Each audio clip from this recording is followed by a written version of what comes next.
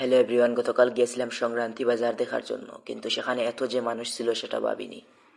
সেখানে অনেক অনেক ধরনের মাছ ছিল, অনেক অনেক প্রজাতির মাছ, বিশাল বড় বড় মাছ, ছোট মাছ, বড় মাছ এবং বিভিন্ন প্রকার মাছ ছিল।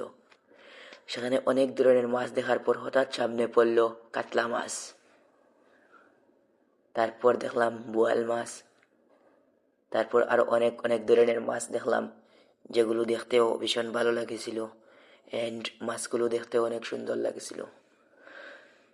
যে মাছগুলোর আলোর কারণে পুরো বাজারটাই ঝকঝক করছিল, যে মাছগুলি নর্মাল বাজারে কখনোই পাওয়া যায় না, সে মাছগুলি সংক্রান্তি বাজারে পাওয়া যায়। দেখেন বিশাল বিশাল মাছ, অনেক বড় বড় মাছ ছিল সেই বাজারে।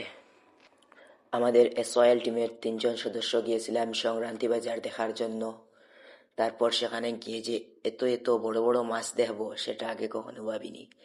অ্যান্ড মাছগুলো দেখতেও অনেক সুন্দর লাগছিল অ্যান্ড আমাদের প্রায় সবারই কাছে ভালো লাগেছিল মাছগুলি।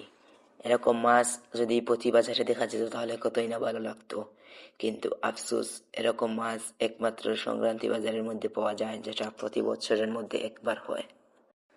এতক্ষণ থেকে আমরা পুরো বাজারের মাছ দেখছিলাম, তখন ভাবলাম আমাদের এবার রওনা হওয়া উচিত। আমরা রওনা হওয়ার পর যে এমন একটা কাহিনী দেখবো সেটা দেখার জন্য একবারই প্রস্তুত ছিলাম না। আমরা এসওয়াইএল টিমের 3 জন সদস্য পুরো বাজারের মাছগুলি দেখে আমরা যাওয়ার জন্য প্রস্তুতি নিচ্ছিলাম।